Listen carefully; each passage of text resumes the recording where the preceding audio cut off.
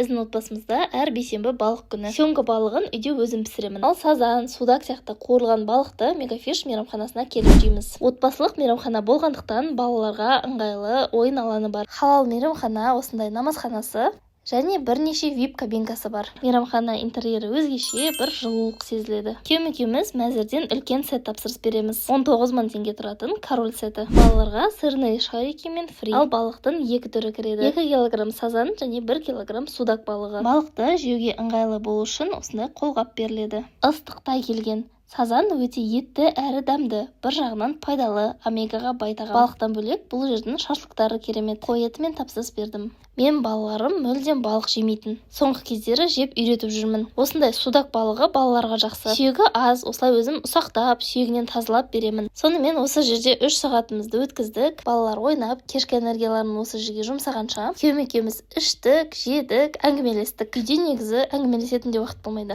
Ал маған ас болсын.